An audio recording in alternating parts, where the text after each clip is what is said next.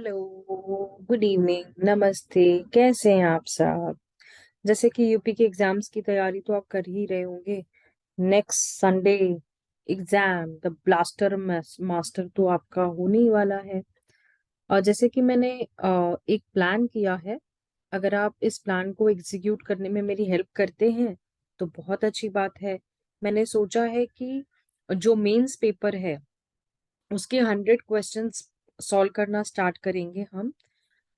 Evidence, CPC, CrPC, constitution और जो भी माइनर्स है, अपन माइनर्स तो नहीं कराऊंगी मैं, मेजर्स के ही जो भी एक्ट्स है अपने आईपीसी, सारे के सारे एक्ट्स के क्वेश्चन सॉल्व करेंगे लाइव यूट्यूब पर।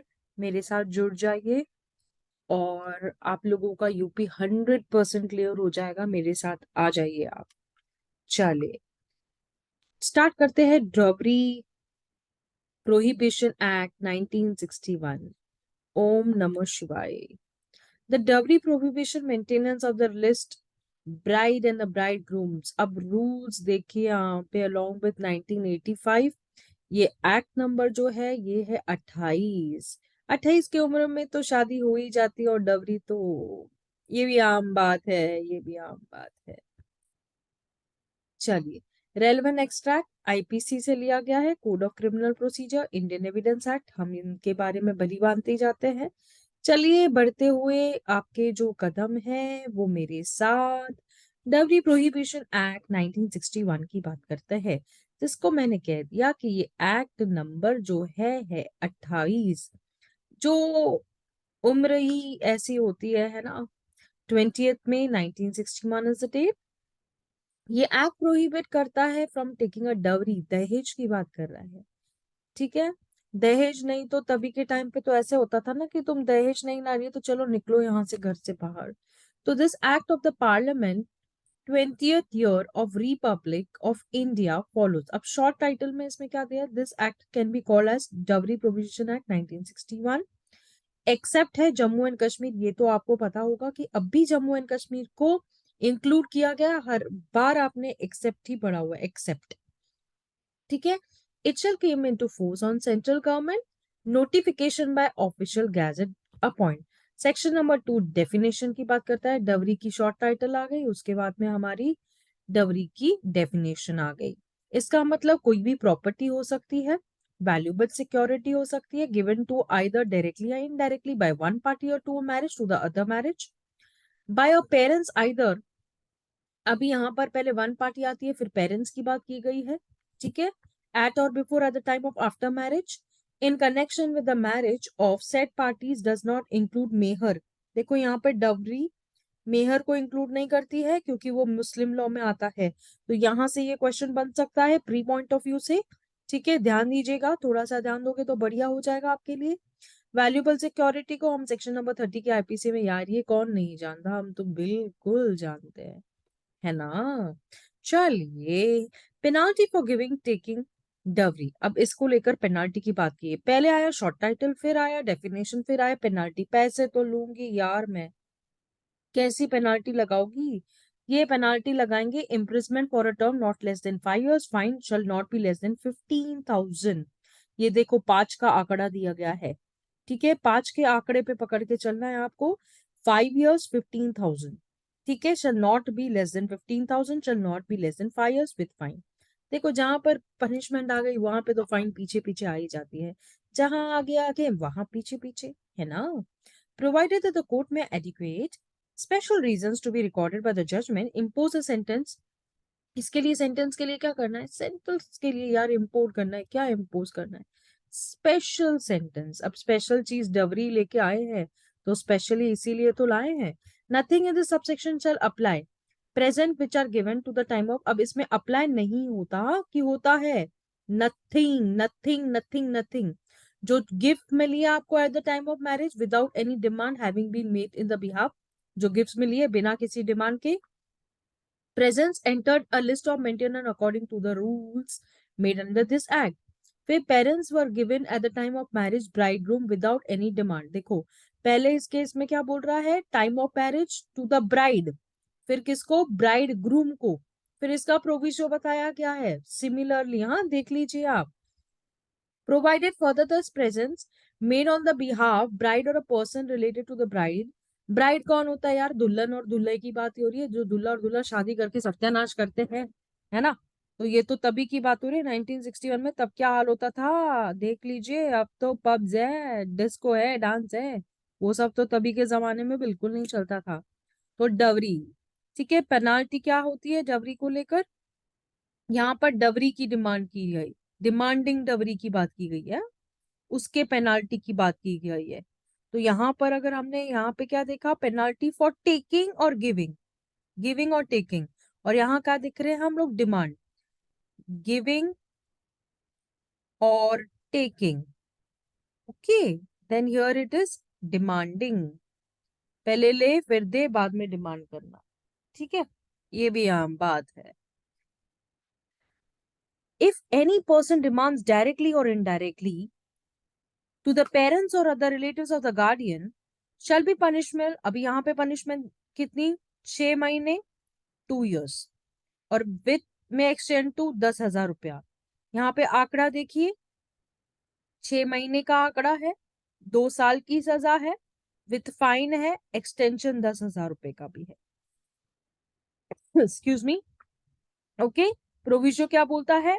जो जजमेंट जो भी होगी, imprisonment for the term not less than 6 months की होगी। बैन और एडवर्टाइजमेंट की बात की जा रही है, जो उसको 4A इंसर्ट किया गया है, देख लीजिए 4A को इंसर्ट कर दिया गया है। Offence through an advertisement in any newspaper, journal, media, any share is property consideration, यहाँ पे बात की गई प्रिंट पब्लिशर्स को लेकर, यहाँ पे बोला गया है। इन सारी चीजों को पनिशमेंट के लिए जो यहाँ पे बताया गया है, वो पनिशमेंट है 5 years में एक्सटेंड टू 15,000। इसको हमने पहले भी पढ़ा, आप याद करें कहाँ, मैं बता चुकी हूँ आपको, है ना? अगर इस तरह की एडवर्टाइजमेंट करोगे तो लटकोगे, ठीक है। Agreement by giving a dowry to be void, agreement by, अभी कोई एग्रीमेंट बना के वॉइड बोला गया है यार, कॉन्ट्रैक्ट एक्ट तो सीधी बात करता है यहाँ पर। 6 पे आ जाते हैं, बेनिफिट टू द वाइफ और हीयर्स। जहां पर ऐसा कोई dowry to be for the benefit of wife और हीयर्स की बात की गई है, अगर डवरी को रिसीव किया, दहेज को रिसीव किया गया है 3 months from the date of marriage, देखिए यहाँ पे 3 months की डेट की टाइम बोली गई है। The dowry receive at the time और after the marriage within the 3 months।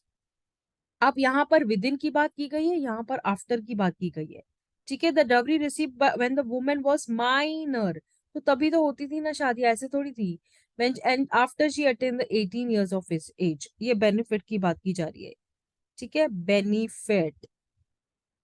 चलिए आगे बढ़ते हैं। If the person fails to transfer the property, अगर वो पर्सन फेल होता है, he shall be punishable less than 6 months, 2 years। इसका हमने सेम टू सेम पनिशमेंट और भी कहा देखा, याद कीजिए, इससे पहले मैंने बताया है, सेम टू सेम डिक्टो, ठीक है।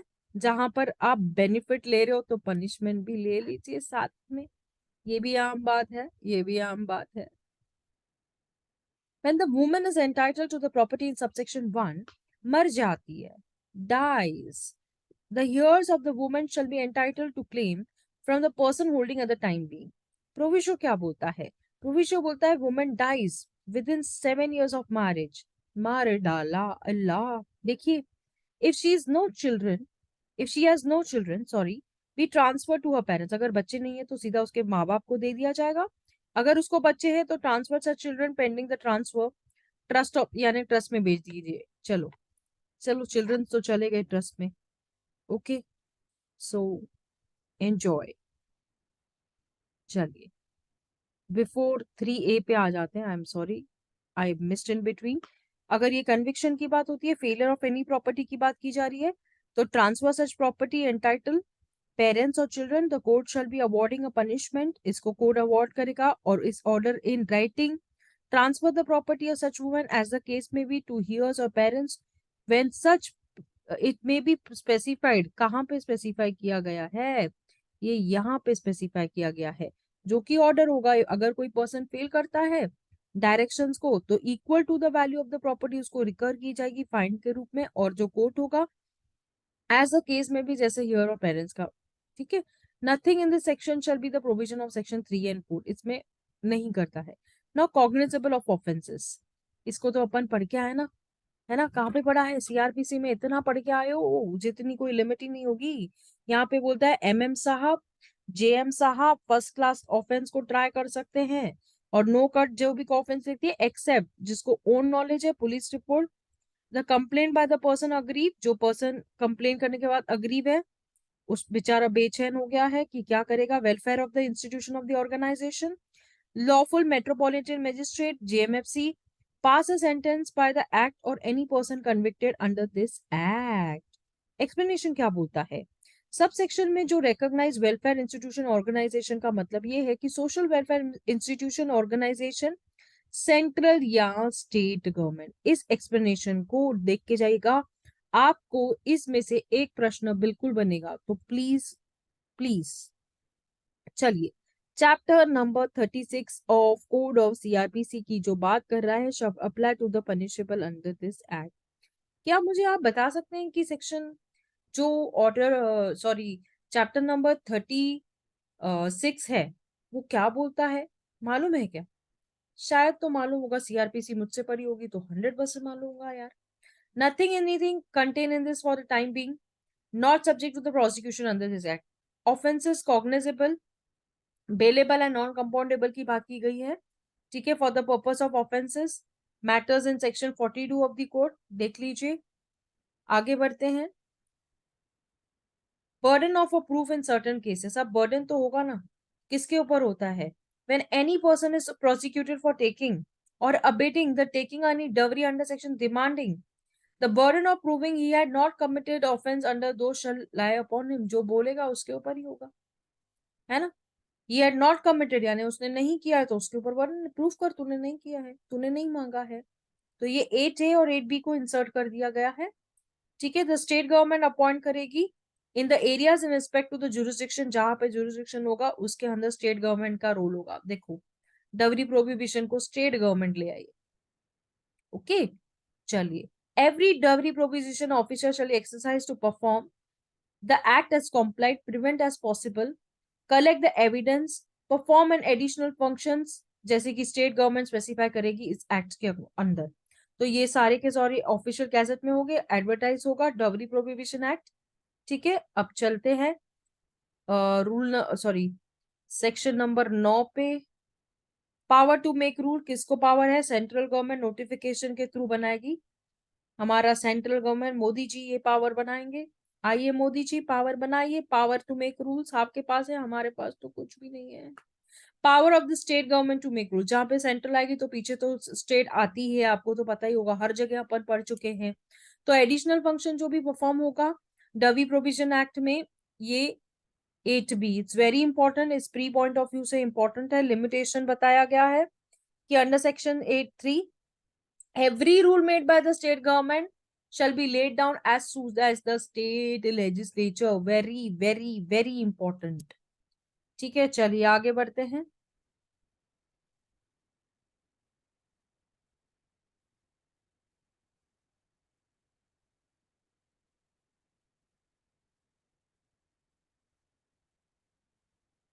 एक ही सेकेंड आपको मैं ये पॉइंट डिस्कस कर दूं। 304B, ये तो आपको पता है, डब्ल्यू आईपीसी से रिलेटेड। 498A भी आप जानते हो कि क्रूरल्टी होती है ना। 174, I think I am almost done, so I hope डबरी प्रोहिबिशन का जो हमने एक्ट देखा 1961 का, ऑलमोस्ट डन हो गया, अपने को इतना ही पढ़ के जाना है, इससे ज्यादा और कुछ भी मत पढ़ना। चलिए, आई होप आपको समझ में आया। मेरे चैनल को लाइक कीजिए, शेयर कीजिए, सब्सक्राइब कीजिए, प्लीज, इट्स माई रिक्वेस्ट। आप आप मुझे इतना सारा प्यार दे रहे हो, इसीलिए तो मैं इतनी सारी मेहनत कर रही हूँ, आपका प्यार मुझे चाहिए, ओके। चलिए, bye bye all, God bless us all, नमस्ते।